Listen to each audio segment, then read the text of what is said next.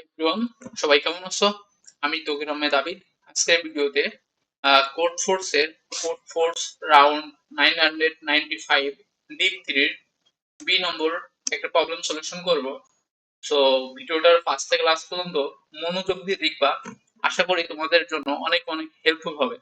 তুমি যদি আমার প্রবলেম সলভিং ভিডিও দেখে থাকো তাহলে বুঝতে পারবা শুধু এই ভিডিও দেখলে তুমি যে এই প্রবলেমটা সলভ করে নিবা এইটা না, কিভাবে একটা বিগিনার হিসেবে তুমি একটা প্রবলেম ইমাজিনেশন করবা বা থিঙ্কিং করে step by step logic generate করে তুমি কিভাবে একটা প্রবলেম সলিউশন করবা, সব টেকনিক কিন্তু জানতে পারবা।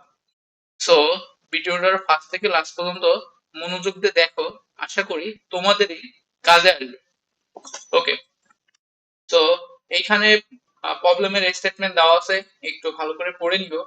আহ, আমি তোমাদের সবসময় বলবো যে একটা প্রবলেম সলিউশন করতে গেলে তুমি ডাইরেক্টলি সলিউশন কোথাও থেকে দেখে নিবা এমনটা না। তুমি ফার্স্টে আগে প্রবলেমটা ভালো করে পড়বা, একবার দুইবার চার পাঁচবার পড়বা, পড়ার পর ওইখান থেকে কিছু বোঝার চেষ্টা করবা, বুঝে তুমি তোমার নিজের মতো করে কিছু লজিক জেনারেট করবা যে না, এই স্টেটমেন্টে এই দেওয়া আছে, আমাকে এইভাবে সলিউশন জেনারেট করতে হবে। সো তুমি কিছু লজিক জেনারেট করলা, তারপরে দেখতেছো যে ওই লজিক দিয়ে মিলতেছে না, দেন তুমি একটা প্রবলেমের বা ইউটিউবে যে ভিডিও দেখে তুমি সেটা সলিউশন করে নিতে পারো। সো আগে তোমাকে ফার্স্টে চেষ্টা করতে হবে। এই জন্য আমি ধরেই নিছি তুমি স্টেটমেন্টটা পড়ে নিছো ভালো করে। সো তারপরও আমি স্টেটমেন্টটা পড়ে ভালো করে দেখাই দিব যে এখানে কি কি বলছে, ওটা আমি আমার মতো করে আর কি দেখাবো। সো এখানে ইনপুট নিতে বলছে, ফার্স্ট লাইনে ইনপুট নিতে হবে টেস্ট কেস টি, সেকেন্ড লাইনে যেটা ইনপুট নিতে হবে সেটা হলো N, R A B C input নিতে হবে। এখন দেখি ইনপুটের সাথে আহ, যে ইনপুটের যে টেস্ট কেস গুলো আছে এগুলো আসলে ঠিক আছে কিনা। সো ফার্স্টে টেস্ট কেস নিছে টি, আর এন ইনপুট নিছে, আর এ বি সি ইনপুট নিছে। যেহেতু চারটা টেস্ট কেস, তো এক দুই তিন চার, আর আউটপুট আসবে চারটা, এক দুই তিন চার। তো আশা করি ইনপুটের এক্সাম্পলটা বুঝতে পারছো। এখন আসি মেন এই প্রবলেমে কি বলছে এটা একটু দেখি। সো এই প্রবলেম বলছে ফার্স্টে আমরা টেস্ট কেস দেখবো, যে টেস্ট কেসে নিতে বলছে ফার্স্টে টি, দেন প্রতিটা টি এর জন্য একটা করে এন ইনপুট নিতে হবে, তারপরে দেন এ নিতে হবে, বি নিতে হবে, সি নিতে হবে। এই প্রবলেমে বলছে যে মনোকাপ একজন ব্যক্তি, সে প্রত্যেক দিন a kilometre, b kilometre, c kilometre হাঁটে। এই প্রবলেমে বলছে এন কিলোমিটার হাঁটতে মনোকাপের কতদিন সময় লাগবে, সেই দিনটা আমাদের প্রিন্ট করতে হবে। সো ফার্স্ট টেস্ট কেসে বলছে যে n equal to 12, a equal to 1, b তে 5, 3। সো ফার্স্ট টেস্ট কেসে বলছে এ দিন মানে প্রথম দিনে হাঁটে 1 কিলোমিটার, সেকেন্ড দিনে হাঁটে 5 কিলোমিটার, থার্ড দিনে হাঁটে 3 কিলোমিটার। সো 12 কিলোমিটার তাকে হাঁটতে কতদিন লাগবে এটা একটু দেখি। ফার্স্ট এগুলো যোগ করি, 3 দিনে কত কিলোমিটার হাঁটছে এটা একটু দেখি। 1 + 5 + 3, 5 × 3 8, 8 × 1 9। সো ফার্স্ট 3 ডেসে সে 9 কিলোমিটার হাঁটছে। দেন তাকে আর কত কিলোমিটার হাঁটতে হবে, তাকে আরো 3 কিলোমিটার হাঁটতে হবে। সো সো 4 দিনে সে 10 কিলোমিটার হাঁটবে, আর 5 দিনে যে সে 12 কিলোমিটার পার করবে। ওকে, সো তার এই যে 12 কিলোমিটার পার করতে তার কতদিন লাগলো, 5 ডেজ। তো ফার্স্ট টেস্ট কেসের অ্যান্সার 5 ডেজ। ওকে, সো সেকেন্ড টেস্ট কেস দেখি। সেকেন্ড টেস্ট কেসে বলছে ফার্স্টে এন এর মান 6, পরে 6 7, সে প্রথম দিনেই 6 কিলোমিটার হেঁটে হাঁটতে পারবে না, হাঁটতে পারবে। সো একদিন। পরের টেস্ট কেস দেখি, এন এর মান 16, 3, 4, 1। সো 3 দিন, 3 ডেসে কতদিন গেছে। ওকে, 4 × 5 = 5 × 3 = 8। সো 3 ডেসে সে মানে 8 কিলোমিটার গেছে, তাকে যেতে হবে 16 কিলোমিটার। সো 3 ডেসে যেহেতু সে 8 কিলোমিটার গেছে, আর 8 কিলোমিটার যেতে তার আর 3 ডেস লাগবে, তো 6 ডেস। তো দেন এইভাবেও সেম লজিকে তোমার এই টেস্ট কেসটা হবে। সো এখন তো প্রবলেমের অ্যানালজিটা বুঝছো, আর প্রত্যেক প্রবলেম সলিউশন করার ক্ষেত্রে প্রবলেমের অ্যানালজি একটা জিনিস, আর প্রবলেম সলিউশনের যে তুমি কোড ইমপ্লিমেন্ট করবা এইটা কিন্তু আর এক জিনিস। তো তুমি যেভাবে এখানে যে অ্যানালজিটা দেখলা, তুমি যদি এইভাবেই প্রবলেমটা সলিউশন করতে চাও, কিন্তু প্রবলেমটা সলিউশন হইতে পারে, বাট প্রবলেমের তুমি যখন কোডটা সাবমিট করবা তখন কিন্তু পাস নাও করতে পারে। সো তোমাকে টেস্ট কেস দেখতে হবে, টেস্ট কেসের এখানে যে কন্ডিশন দেওয়া আছে, সো এইগুলো দেখতে হবে। সো এখন তুমি কিভাবে প্রবলেমটা সলিউশন করতে পারো, এটার জন্য সব থেকে অপটিমাইজ একটা সলিউশন তোমাকে জেনারেট করতে হবে। তো তুমি কিভাবে অপটিমাইজ একটা সলিউশন জেনারেট করতে পারো এটা। সো তুমি যদি অপটিমাইজ একটা সলিউশন জেনারেট করতে চাও, তাহলে দেখো ফার্স্টে এন এর মান কত দেওয়া আছে, ফার্স্ট টেস্ট কেসে 12, আর এবিসি এর মান 1, 5, 3। আমরা যদি এই 3 ডেজকে একটা সাইকেল ধরি, তাহলে ফার্স্টে এই 3 ডেজে সে কত কিলোমিটার গেছে এটা যোগ করতে হবে। 1 প্লাস 5 প্লাস 3 যোগ করলাম, যোগ করে যেটা পাবা, কত পাবা, 5 7 8, তুমি যদি এবার এই 9 দিয়ে এই 12কে ভাগ দাও, তাহলে কি হয় দেখি। সো দেখো, ভাগ ফল যেটা পাবা সেটা হলো 1, শেষ কিছু থাকবে, ভাগ শেষ কত থাকতেছে, 9, 10, 11, 12।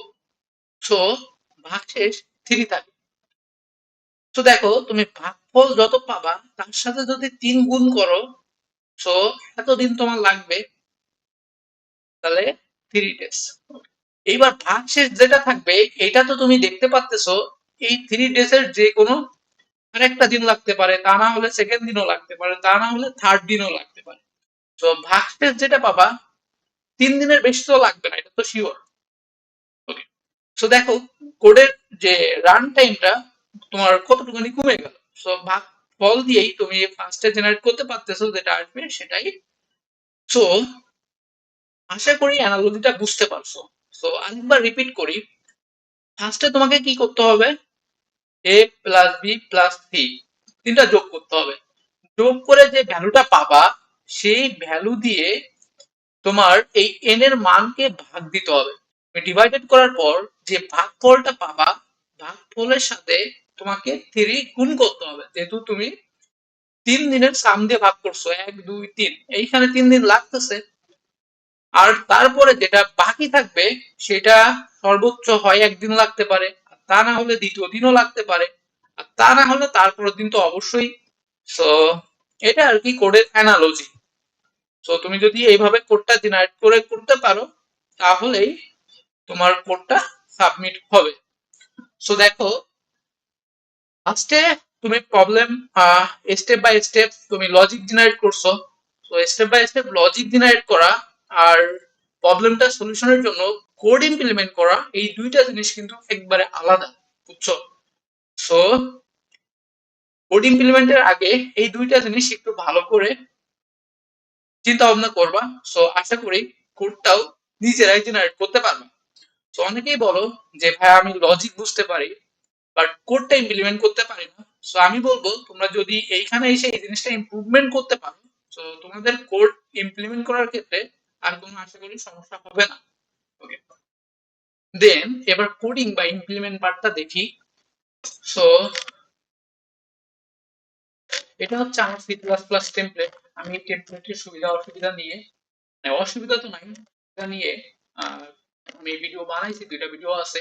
সো আমার সি প্লাস প্লাস এর, আমার যদি ভিডিওর প্লে লিস্টে যাও, সো ওইখানে দেখতে পারবা সি প্লাস প্লাস টেমপ্লেট নিয়ে ভিডিও আছে 2টা। সো 2টা দেখে নিতে পারো। আর ওইখানে ডিসক্রিপশন বক্সে এই টেমপ্লেটটা দেওয়ার চেষ্টা করছি। সো যাদের এই টেমপ্লেট সম্পর্কে ধারণা নাই, সো তারা ভিডিওটা দেখে তোমরা এই টেমপ্লেটটা ইউজ করো, দেখবা যে প্রবলেম সলভ করার ক্ষেত্রে তোমাকে এই টেমপ্লেটটা অনেক অনেক হেল্প করবে। ওকে, সো এটা আমার কোড, আমি আগেই করছি, করে সাবমিট করছি, পাস করছে। সো এখন দেখো সো কোডটা তো দেখলা, বাট এখন দেখো তুমি তুমি কি করে এই কোডটা স্টেপ বাই স্টেপ জেনারেট করলো। দেখো, প্রবলেম সলিউশনের জন্য তিনটা স্টেপ লাগে। ফার্স্ট আছে তুমি স্টেটমেন্টটা পড়বা, পড়ে একটা লজিক দাঁড় করাবা যে এইভাবে তোমার প্রবলেম সলিউশন করতে হবে। তো লজিক দাঁড় করাইলা, প্রবলেমটা বুঝলাও যে এইভাবে তুমি সলিউশন করলা। এখন একটা লজিক দাঁড় করাইছো, ওই লজিক লজিক আর কোড ইমপ্লিমেন্ট করার লজিক কিন্তু আলাদা। তুমি ওই লজিক দিয়ে কোড ইমপ্লিমেন্ট করতে পারো।